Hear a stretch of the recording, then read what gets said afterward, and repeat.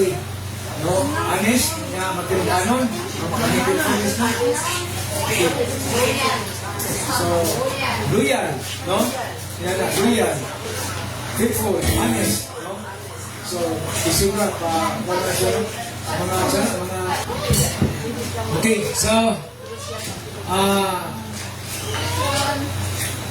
so, loyal, no? Loyal, honest, no? Sa faithful, no? So sa tawag kami mga word niya, synonyms, ano? Mga synonyms lang niya, mga word. So ang pagka-matinumanon, ang pagka-honest, or napagaling, devoted, no? O devoted, no? Kinipangalas ng simbahan. So mga siya ako kingalan kay no? Devoted. So ganahan ko na kay ano man mag-remind sa mga kanunay, nag-rima mag-isip mo, rima mag siya. No? So may kag-devoted, meaning, kanang single-hearted yung kasino. No? Wala siya karibal sa mga kinabuhi. Wala siya karibal. So mo na gusto sa ginong sa tuwa, wala siya karibal sa kinabuhi. Kaya gusto ba yung yawa na mo iksina sa kinabuhi.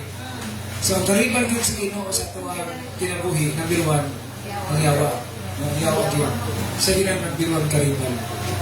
Yung sunod ng karibal sa ginoo, ang inyong kapikas kinabuhi. No?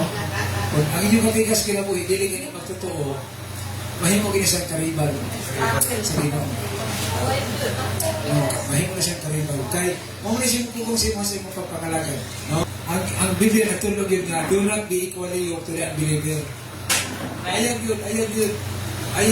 Ulo naman tayo amigo ang unbeliever. No?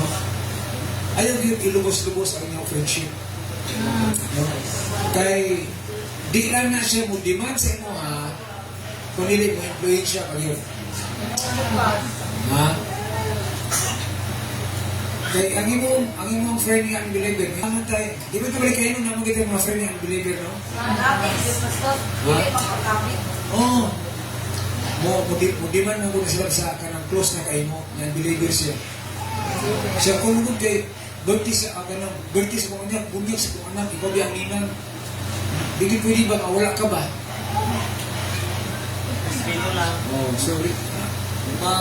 Maglisod ka palipan. Ano naman, pag imo siyang paliparan, it breaks your friendship. Wala, mahimot. Mudiman na siya. Yung delikado na mo influence na siya sa imo ha. Wala na din ka sa Ginoo. So mahimo na siya karibal sa Ginoo sa imong kinabuhi. Diba? Kasi ang negosyo sa mahimo karibal